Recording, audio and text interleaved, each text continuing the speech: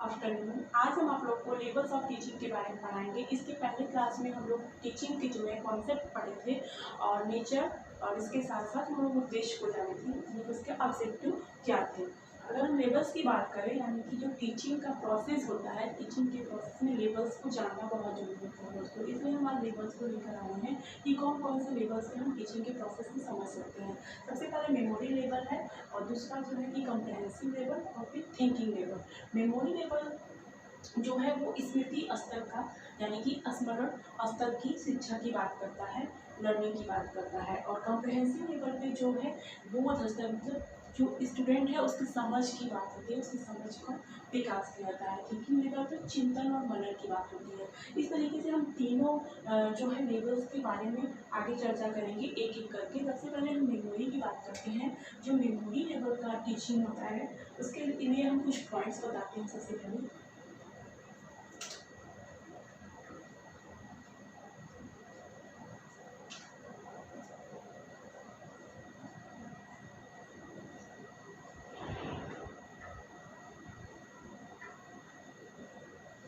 इसमें जो तथ्य होते हैं, यानी कि जो चीज़ें होती हैं याद करने के लिए, वो बहुत ही रटने की चीज़ होती है, रटनिंग प्रोसेस के थ्रू चलता है। यानी कि इसमें जो स्टूडेंट होता है या बालक होता है उसे चीज़ों को जल्द से जल्द चीज़ें याद हो जाएं, इस लेवल पे बात की जाती है। जैसे हम स्टूडेंट जो भी है उसे जो काउंटिंग हो गया, टेबल हो गया, और साथ साथ हमारे स्पेलिंग्स हो गए, वर्ड मीनिंग हो गए, ग्रामर के जो भी हैं वो सब चीज़ें, संस्कृत का रूप हो गया, आप देख सकते हैं। उसमें इसमें बच्चे जो है कि उसको अधिक से अधिक सीख लेते हैं और उसे रट लेते हैं, यानी कि उन चीज़ों को याद कर लेते हैं। यहाँ पे एक चीज़ और बात देने लायक है कि इसमें हम ये कह सकते हैं कि जो चीज़ें होती हैं, जो याद करने की क्षमता होती है एक स्टूडेंट का, उससे आईक्यू लेवल से कोई रिलेशन नहीं होता।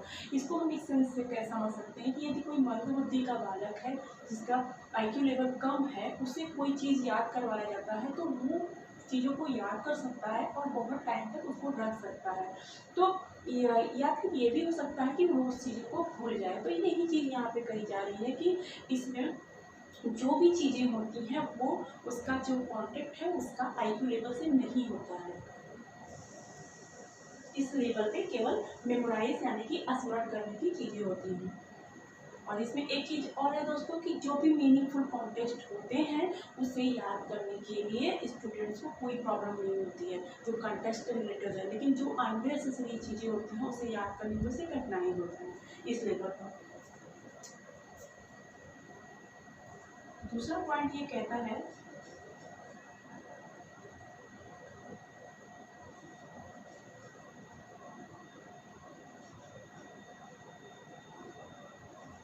कि इंटेलेक्चुअल डेवलपमेंट की बात करता है दोस्तों, कि इसके थ्रू जो है व्यक्ति का बौद्धिक जो है विकास करने की बात होता है।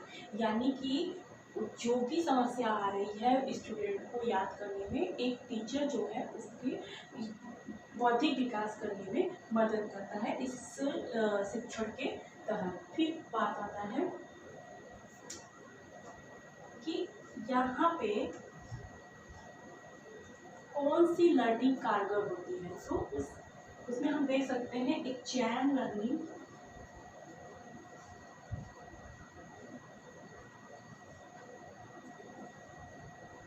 Signal learning and response. ये सारी चीज़ें जो है दोस्तों कि इस लेवल पे इस तरह के लर्निंग, चैन लर्निंग हो गया, सिग्नल कोडिंग का लर्निंग हो गया, ये सारी चीज़ें स्टूडेंट भी कर सकते हैं। इसमें कौन सा ऐसा लर्निंग है जो स्टूडेंट को नहीं कराया जाता वो देखते हैं।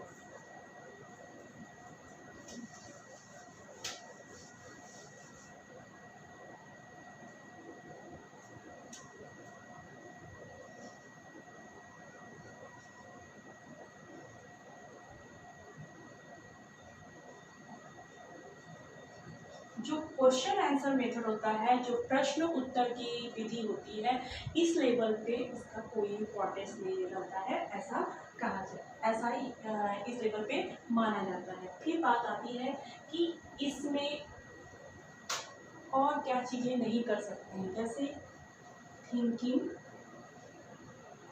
And logical. Thinking and logical perspective से कोई चीज़ें हम नहीं कर सकते हैं, यानी कि अपने विचार या तर्क इस लेवल पे नहीं दिया जा सकता है स्टूडेंट के थ्रू। इस तरह से हम इसको समझ सकते हैं। इसमें जो है स्टूडेंट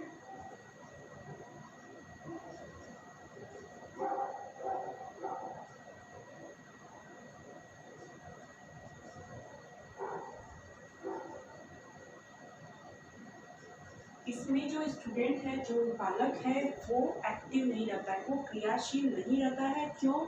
क्योंकि इसमें टीचर का जो रोल है वो मेन रहता है, वही इसमें एक्टिव मोड में रहता है, क्रियाशील रहता है।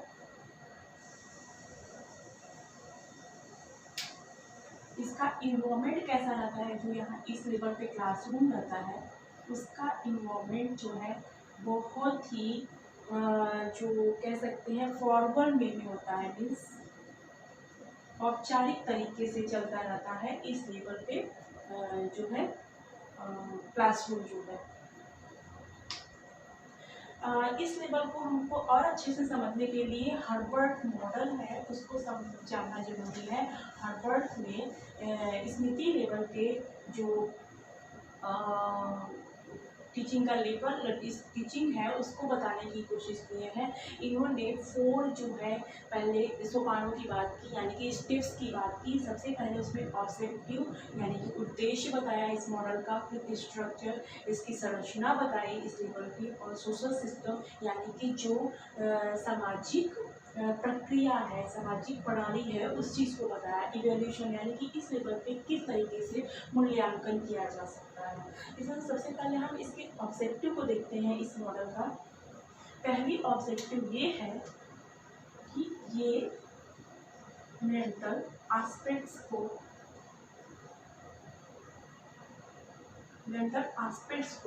जो है ट्रेंड करने की बात करते हैं। मीन्स की मानसिक जो भी पक्ष है उसको प्रशिक्षित करने यानी कि प्रशिक्षण देने की बात करते हैं।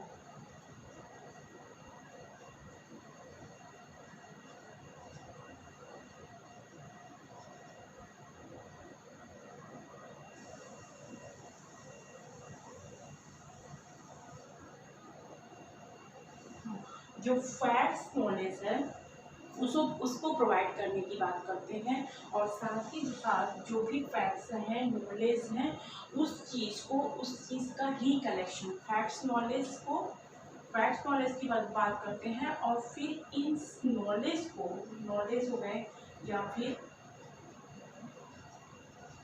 लर्निंग हो गए, उसको जो है रिकलेक्शन की बात करते हैं।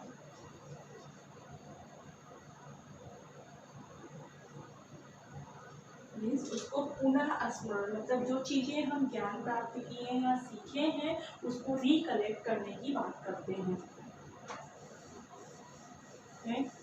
ये सारे इसके ऑब्जेक्टिव बताते हैं, इसके उद्देश्य बताते हैं।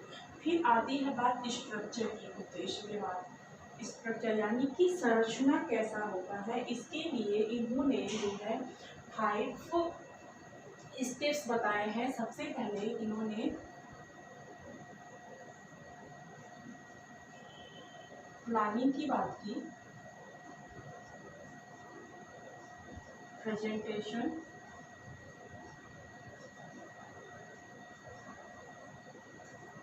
और उसके बाद कंक्लूजन की बात करते हैं।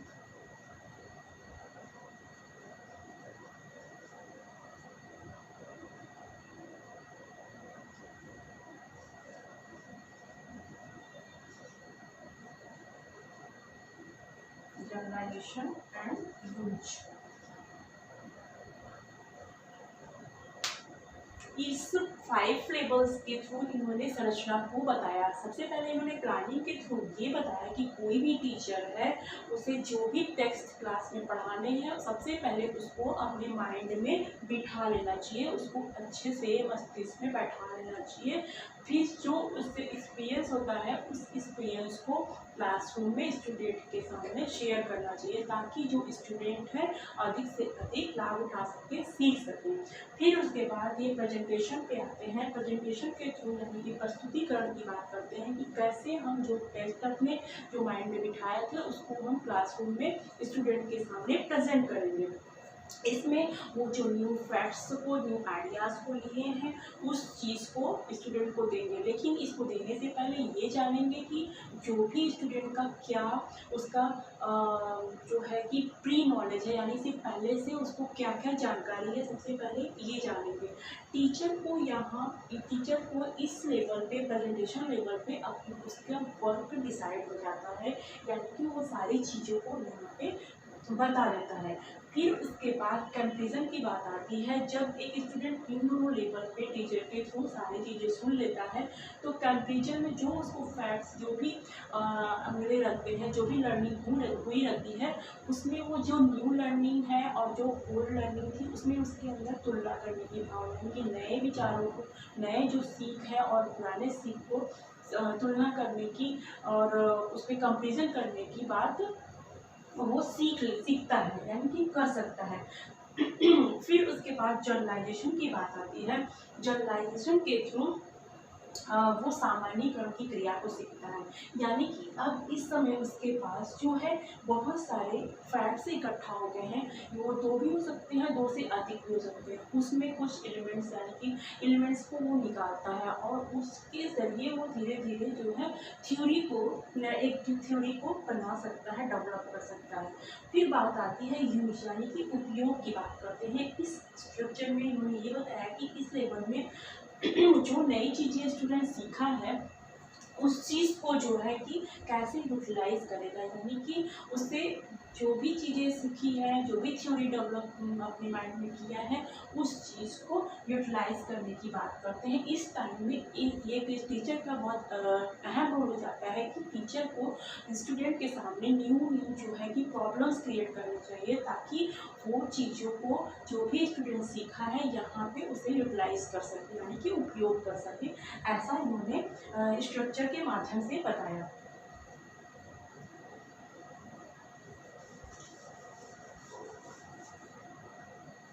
फिर आता है सोशल सिस्टम की बात। इस स्टेप पे आते हैं।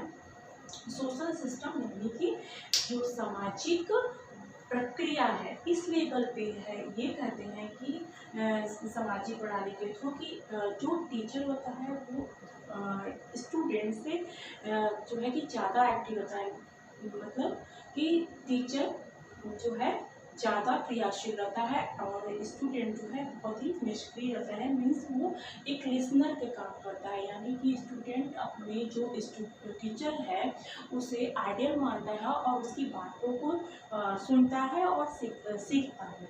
इस तरीके से हम ये कह सकते हैं कि इस लेवल पे जो टीचर का मेन काम ये है कि जो प्रेजेंटेशन के थ्रू जो टेक्स्ट है उसको प्रेजेंट करना और साथ ही साथ स्टूडेंट की जो एक्टिविटीज़ हैं उसे कंट्रोल करना और उनको सीखने में या याद करने में जो दिक्कतें आ रही हैं उसके लिए उन्हें मोटिवेशन बीच बीच में मोटिवेट करते रहना।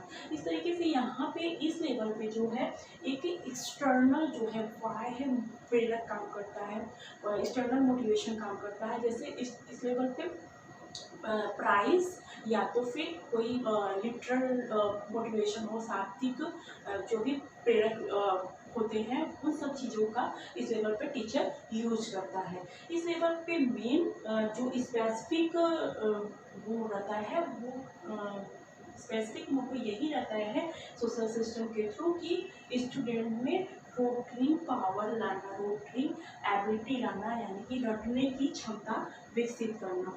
फिर बात आता है इवैल्यूएशन का। इस इवैल्यूएशन की बात करते हैं तो ये बोलते हैं कि जो एसिस्टिक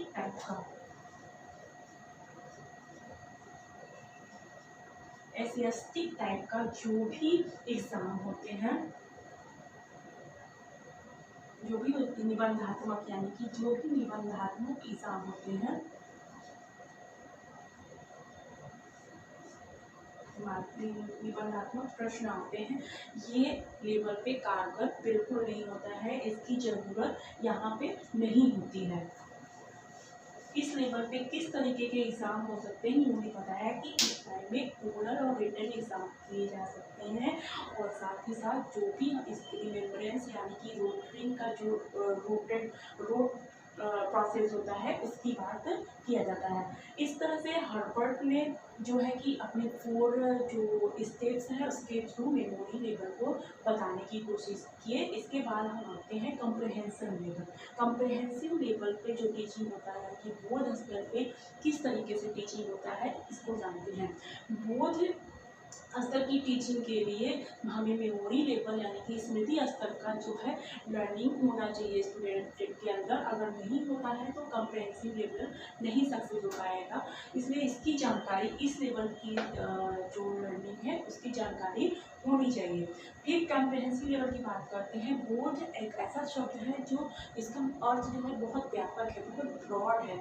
इस चीज़ के लिए जो है बहुत सारे वैज्ञानिक और जो शिक्षा शास्त्री हैं बहुत रूपों में इसका यूज किए हैं। इसमें टीचर का जो भी इसका यूज होता है वो थोड़ा सा बहुत ही इनडिफिनिट यानी कि अनिश्चित हो जाता है। तो आइए हम इसके जो कुछ मीनिंग्स दिए गए हैं, कुछ अर्थ दिए गए हैं उसको समझते हैं। सबसे पहले हम ये बोध को इस रूप में हम समझ सकते हैं कि परसेप्शन यानी कि चीज़ों को कैसे हम परसेप्ट करते हैं, और साथ ही साथ हम उसकी डीपनेस गहनता को कैसे समझते हैं, ये बात होती है। फिर बात आता है कि हम चीज़ों को कैसे अंडरस्टैंड करते हैं, विचारों को, थॉट्स को। ये कम्प्रहेंसिव से हम यानी कि बोध से ले सकते हैं।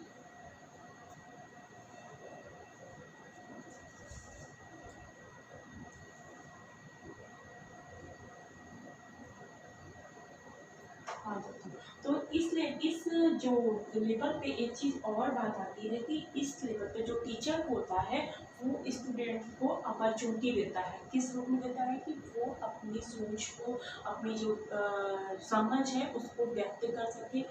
इस तरह से इसमें अवसर देने का काम करता है स्टूडेंट को। तो इस लेवल को और अच्छे से समझने के लिए हमें मॉरिसन का मॉडल है उसे समझना बहुत ज़रूरी है। इन्होंने भी 4 जो है लेवल्स अपने स्टेप्स बताए हैं कम्प्रहेंसिव लेवल को समझने के लिए। सबसे पहले objective, structure, social system, evaluation के थ्रू इन्होंने बताया है। इन्होंने बताया है कि इसका जो ऑब्जेक्टिव है, मेन ऑब्जेक्टिव है ओनरशिप ऑफ टेक्स्ट या कॉन्सेप्ट, और दूसरा इन्होंने बताया पर्सनालिटी डेवलपमेंट। ये 2 ऑब्जेक्टिव को मेन ऑब्जेक्टिव बताते हैं। इन्होंने कहा कि जो भी स्टूडेंट है उसे अपने टेस्ट पे स्वामित्व करना आना चाहिए, जो अवधारणा बनाया है उसको स्वामित्व करना आना चाहिए। और पर्सनालिटी डेवलपमेंट की बात करते हैं, बालक का व्यक्तित्व के विकास की बात करते हैं। यही 2 इसका मोटो यानी कि ऑब्जेक्टिव होता है। फिर बात आता है स्ट्रक्चर का, यानी कि इस लेवल पे कैसे संरचना की जाती है। इन्होंने भी हार्वर्ड मॉडल की तरह 5 जो है स्टेप्स बताए हैं। सबसे पहले जो है इन्होंने एक्सप्लोरेशन की बात की है।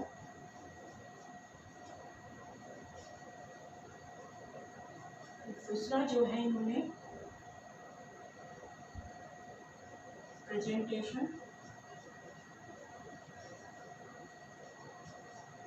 तीसरा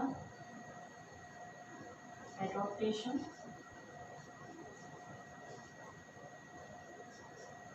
चौथा जो है अरेंजमेंट,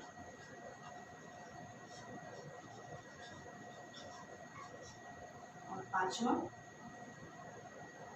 डिस्क्रिप्शन। ये 5 पीरियड के थ्रू इन्होंने स्ट्रक्चर को समझाने की कोशिश की है।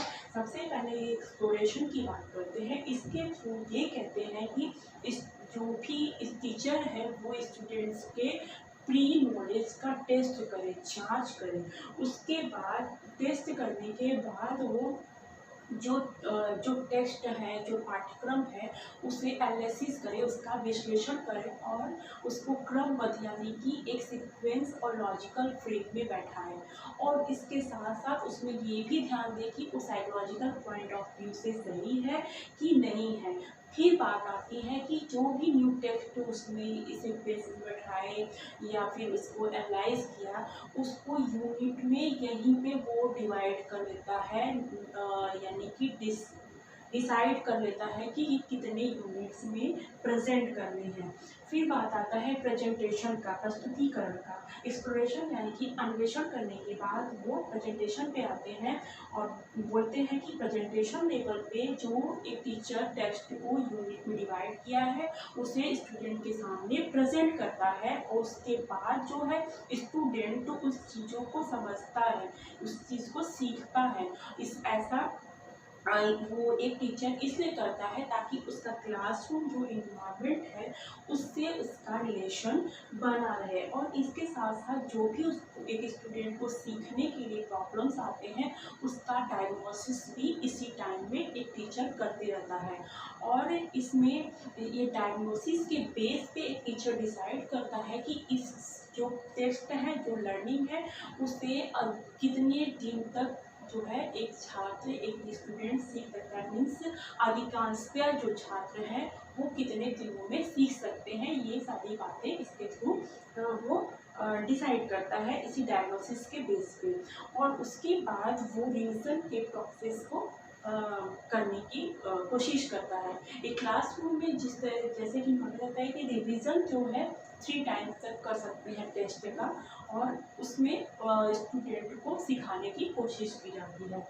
फिर बात आता है एडॉप्टेशन की, प्रेजेंटेशन की बात। इस लेवल पे ये बोलते हैं मॉरिसन की एडॉप्टेशन पीरियड यानी कि ये मैच्योरिटी जो परिपाक की अवस्था होती है ये है जब तक प्रेजेंटेशन में स्टूडेंट पास नहीं हो जाता है तब तक इस पीरियड में नहीं आ सकता है। इनका कहना है कि इस लेवल पे जो स्टूडेंट रहता है वो एक्टिव रहता है, सेल्फ मोटिवेटेड हो जाता है।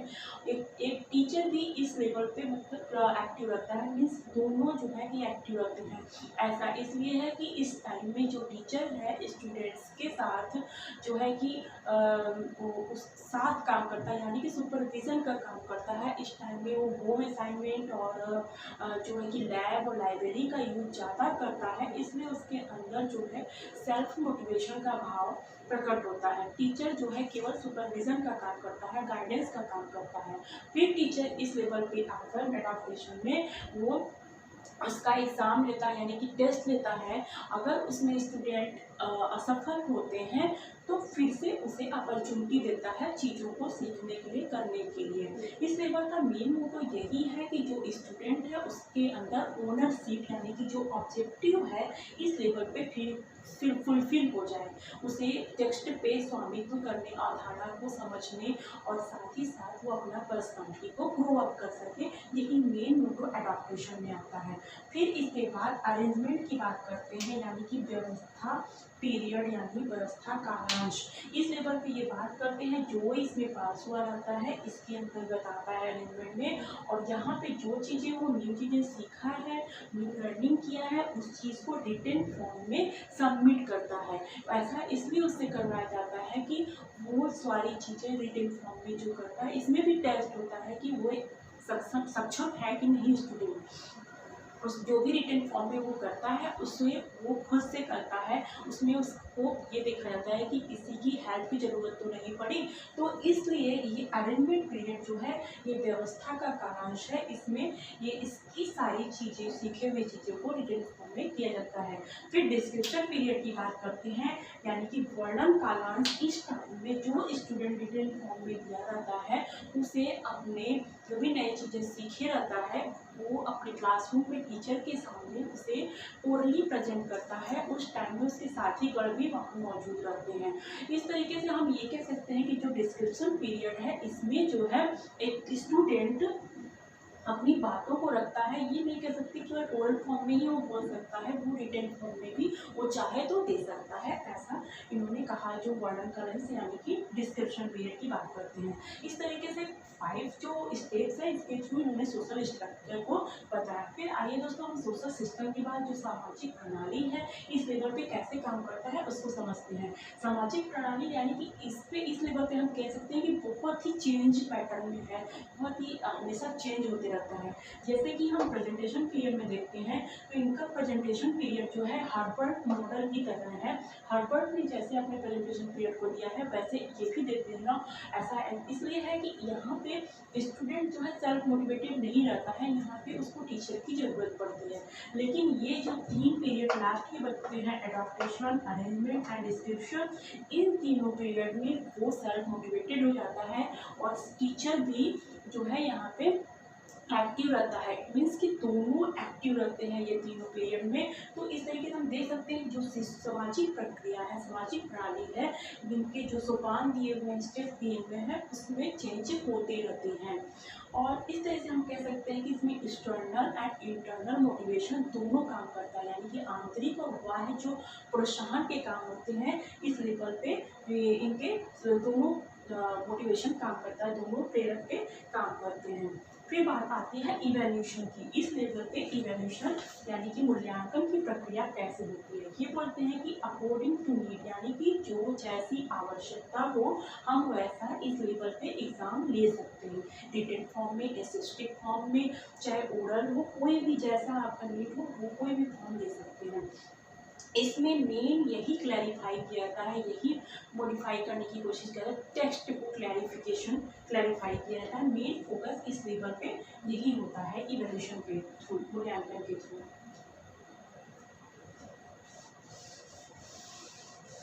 इस तरह से दोस्तों हम कॉम्प्रिहेंसिव लेवल को मॉरिसन मॉडल के थ्रू समझे हैं। अब आती है थिंकिंग लेवल की।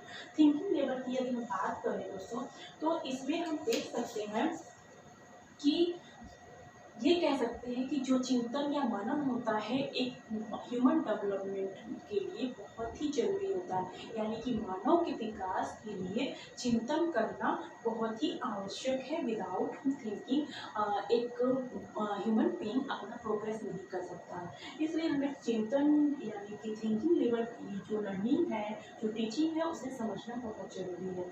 इसके लिए हम ये कह सकते हैं कि एक इस लेवल पे एक टीचर जो है एक स्टूडेंट को ये जो मौका देता है, ये अपॉर्चुनिटी देता है कि एक स्टूडेंट अपनी जो भी चिंतन है, मनन है और साथ ही साथ कल्पना शक्ति को बढ़ा सके, बढ़ाने का अवसर देता है और वो इसमें बढ़ाता भी है एक स्टूडेंट।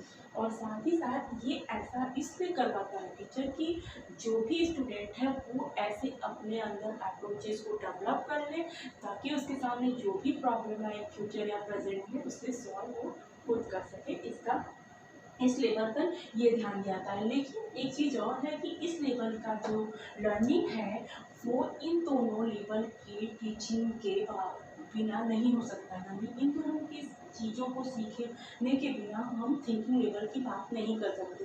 इसके लिए इन दोनों लेवल की जानकारी होना जरूरी है। इस लेवल पे मेन ये है कि हम तो जनरलाइजेशन यानी कि सामान्यकरण करना सीखते ही हैं और साथ ही साथ हम जो है रिसर्च चीज़ों को, न्यू थिंग्स को, न्यू फैक्ट्स को रिसर्च करना, खोजने का काम स्टूडेंट करता है। इस लेवल को हम हंट मॉडल के थ्रू, जो हंट है इनके मॉडल के थ्रू हम समझ सकते हैं, जो बहुत ही बेहतरीन तरीके से बताए हैं। सबसे पहले इन्होंने इन्हीं की तरह 4 जो है लेवल्स बताया, objective, structure, social system and evaluation system. कैसे इस सारे स्टेप्स के थ्रू ये थिंकिंग लेवल की बात करते हैं, आइए जानते हैं। सबसे पहले ऑब्जेक्टिव की बात करते हैं कि क्या क्या जो है कि हंट ने जो है ऑब्जेक्टिव लिया है।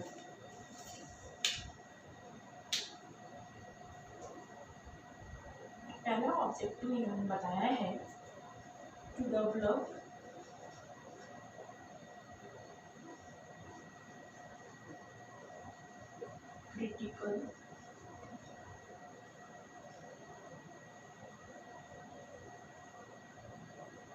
critical view and creative thinking,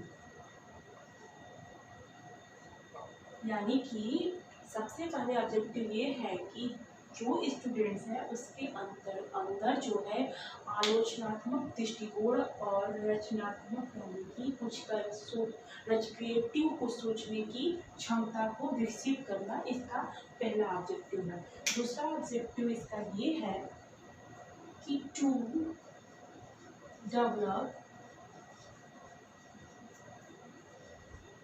original and free and independent कह सकते हैं, इंडिपेंडेंट थिंकिंग। जो भी मौलिक विचार है, मतलब कि जो मौलिक और स्वतंत्र चिंतन को विकसित करना दूसरा इसका ऑब्जेक्टिव है। तीसरा इसका ऑब्जेक्टिव है to develop problem solving ability,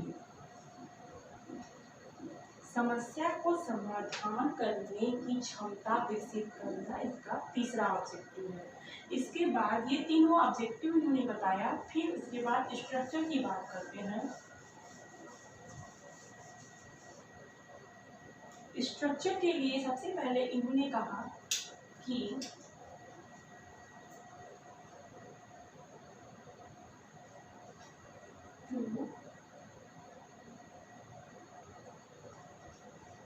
create problematic situation,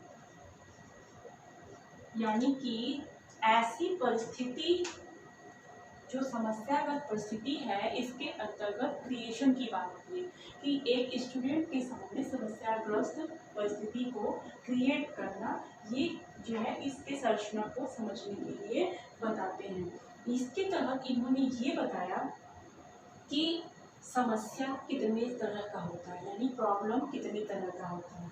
तो इन्होंने बताया कि प्रॉब्लम दो तरह का होता है, एक पर्सनल होता है और एक सोशल होता है। इन्होंने पर्सनल प्रॉब्लम के लिए जो है बीडी एंड कर्ट लेविंग की बात करते हैं। कर्ट लेविंग के प्रॉब्लमेटिक सिचुएशन की बात करते हैं। सबसे पहले हम बीडी के जो भी प्रॉब्लमेटिक सिचुएशन उसको समझते हैं। बीडी जो है दो तरह के प्रॉब्लमेटिक सिचुएशन की बात करते हैं, एक पाथलेस और दूसरा जो है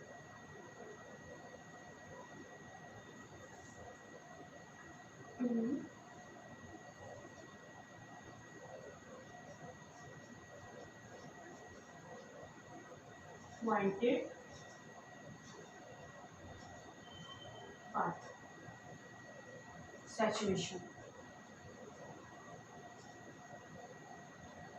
एक पाथलेस की बात करते हैं, टू पॉइंटेड पाथ सिचुएशन की। पहले जो पाथलेस है उसमें कोई भी रास्ते की बात नहीं करते हैं, कोई भी जो हमारे लिए रास्ता नहीं रहता है। पाथलेस को बीडी ने इस रूप में समझाया, इसको समझते हैं। इनका कहना है कि जो है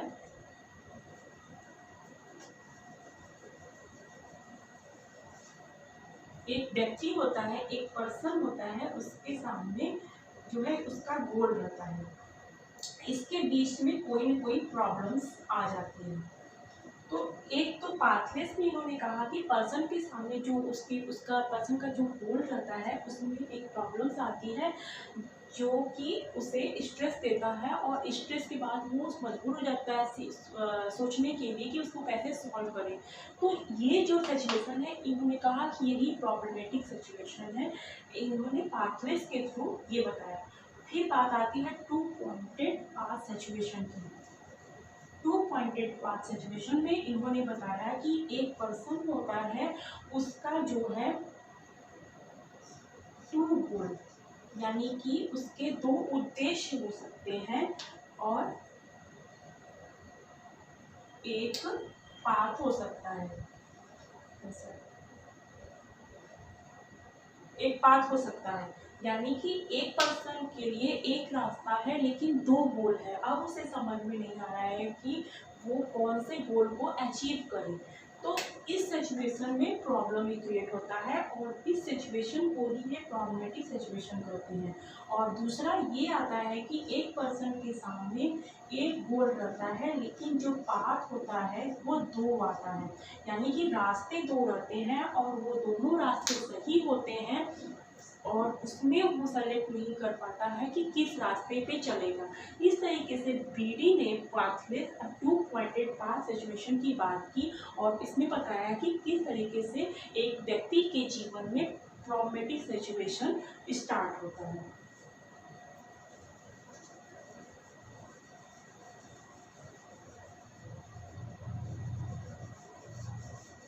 फिर हम कर्ट लेविन ने भी प्रॉब्लमेटिक सिचुएशन की बात की है। कर्ट लेविन कहते हैं कि जो भी व्यक्ति होता है उसके सामने जब कोई भी व्यक्ति हो, ये बोलते हैं कोई भी व्यक्ति हो, उसके लाइफ में कोई ना कोई गोल होता है, उसकी वजह से उसका बिहेव कंट्रोल होता है, यानी कि उसके बिहेवियर में नियंत्रण आता है उस गोल की वजह से, जिस वजह से उसे स्ट्रेस होता है और स्ट्रेस की वजह से वो जो है कि चीज़ों को सोचता है, प्रॉब्लम सॉल्व करने की कोशिश करता है और वही स्ट्रेस का जो बात है वो कहते हैं कि प्रॉब्लमेटिक सिचुएशन है। इन्होंने स्ट्रेस के पार्ट को 3 टाइप्स में बताया है। एक जो है माइनस, यानी कि माइनस अट्रैक्शन की बात करते हैं, और दूसरा जो है प्लस अट्रैक्शन की बात करते हैं, और तीसरा जो है इवन माइनस प्लस अट्रैक्शन, यानी कि एक ऋणात्मक आकर्षण की बात करते हैं, और दूसरा जो है धनात्मक आकर्षण की बात करते हैं, और तीसरा ऋणात्मक और धनात्मक आकर्षण की बात कर्ट लेविन करते हैं। इस तरीके से हम प्रॉब्लमेटिक सिचुएशन को बीडी और कर्ट लेविन के थ्रू समझें।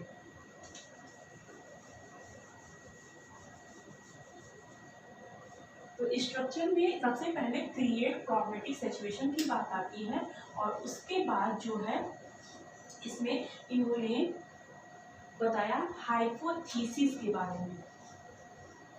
हाइपोथेसिस जो स्टूडेंट्स है वो कल्पना कर सकता है, कल्पना शक्ति यानी कि उपकल्पना कर सकता है, और इसके लिए वो फॉर्मेशन की बात करते हैं। एक स्टूडेंट हाइपोथेसिस के फॉर्मेशन करता है और उसके बाद जो है फॉर्मेशन के बाद उस चीज़ की हाइपोथेसिस को कंफर्म करता है, यानी कि कंफर्मेशन उसको सोचने की, मतलब क्या ये हाइपोथेसिस की पुष्टि सही है, मतलब वो सही है कि नहीं, ये पुष्टि करता है। फिर इसके बाद वो बात करते हैं हाइपोथेसिस को टेस्ट की बात, यानी इसको टेस्ट करने की बात करते हैं, और टेस्ट करने के बाद ये कहते हैं कि क्या ये प्रॉब्लम जो भी हाइपोथेसिस स्टूडेंट बनाया है क्या उससे प्रॉब्लम सॉल्व हो जाएगा कि नहीं। इस तरीके से दोस्तों ये अपने स्ट्रक्चर के थ्रू ये बताते हैं कि पहले एक स्टूडेंट के सामने सिचुएशन को क्रिएट करना चाहिए और उसके बाद उसे एक हाइपोथेसिस बनाने का मौका देना चाहिए ताकि वो फॉर्मेट करे और फिर उसकी पुष्टि करे, और उसको जांच करने के बाद वो समझे कि हाँ ये प्रॉब्लम सॉल्व करने लायक है कि नहीं है। ये सारी चीज़ें इन्होंने अपने स्ट्रक्चर के माध्यम से बताया। फिर आते हैं सोशल सिस्टम। इनके जो सोशल सिस्टम है यानी सामाजिक प्रणाली है उसको समझते हैं। ये बताते हैं कि इस लेवल पे जो है क्लासरूम का जो इन्वायरमेंट है बहुत ही ओपन होता है, फ्री होता है। और फिर बात करते हैं कि जो स्टूडेंट होते हैं वो एक्टिव होते हैं, सेल्फ मोटिवेटेड होते हैं, और इसमें जो स्टूडेंट है उसके सोशलाइजेशन यानी कि सामाजिकरण की बात किया जाता है, और जो भी इन्वायरमेंट इस लेवल पे होता है वो सपोर्टिव होता है, एम्पैथी यानी कि सहानुभूतिपूर्ण होता है, और साथ ही साथ वो ऐसा इन्वायरमेंट होता है जो सेंसिटिविटी होती है, यानी कि सोशल सामाजिक जो है उसमें सेंसिटिविटी रहती है। ये सारी चीज़ें सोशल सिस्टम के थ्रू बताते हैं।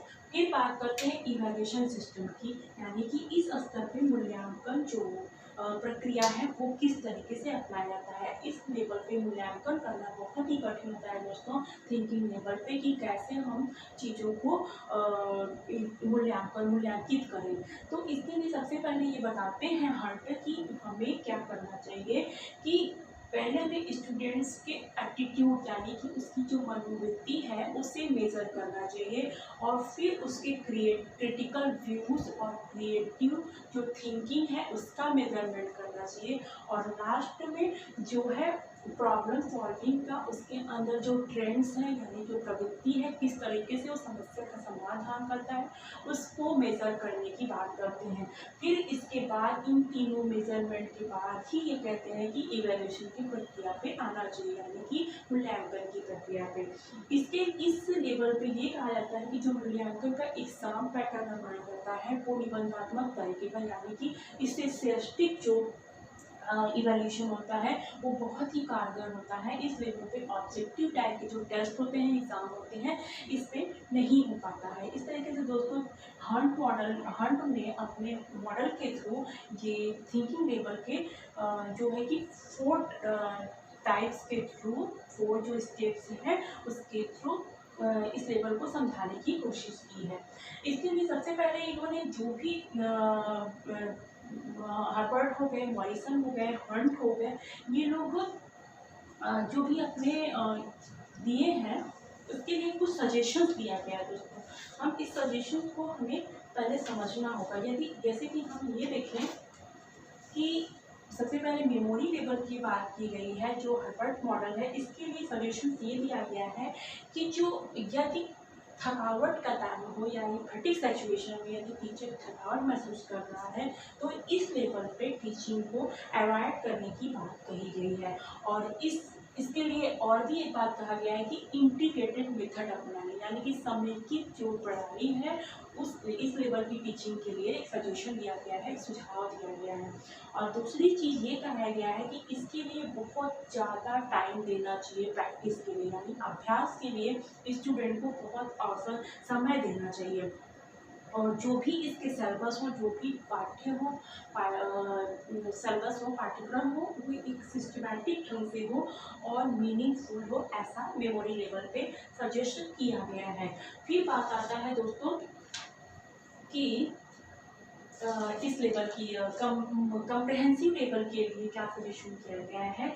इसमें ये कहा गया है कि जो भी स्टूडेंट हैं उनको जो भी उनकी समस्या आती है उसके समाधान करने की बात की गई है, कि उन्हें चीज़ें कैसे समझ में आ रही कि नहीं, उस समस्या के समाधान के लिए सुझाव दिया गया है। फिर बात आता है कि यदि वो इस लेवल के एग्ज़ाम को क्वालिफाई नहीं किए हैं, पास नहीं किए हैं, तो इस लेवल में एंट्री नहीं होना चाहिए, ऐसा सुझाव दिया गया है कम्प्रहेंसिव लेवल पे।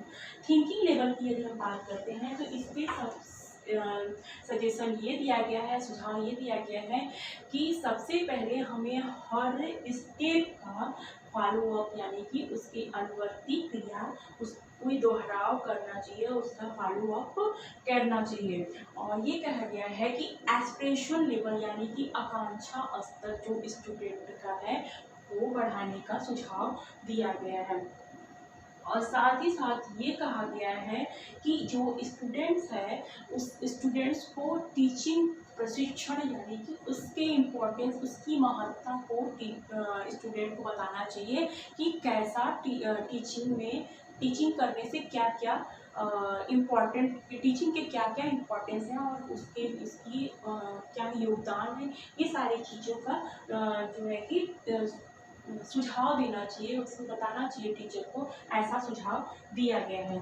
फिर बताया गया है कि attention to cognitive development means जो भी संज्ञानात्मक जो विकास है उसके उस पक्ष को विकसित करने का सुझाव दिया गया है। और ये कहा गया है कि एक डेमोक्रेटिक इन्वायरमेंट को क्रिएट करने का सुझाव दिया गया है, यानी कि जो लोकतांत्रिक पर्यावरण है इस लेवल की बात की गई है कि ऐसा होना चाहिए कि जो पर्यावरण हो बहुत ही लोकतांत्रिक हो, जनतांत्रिक हो, ऐसा बात किया गया है। इस तरह से दोस्तों आज हम लेवल्स ऑफ टीचिंग को जाने हैं, जिसमें 3 लेवल्स के बारे में पढ़े हैं। अब हम ये अपना ये क्लास यहीं पे समाप्त करते हैं। हम आप लोग को अब नेक्स्ट क्लास में मिलेंगे। Thank you, bye bye.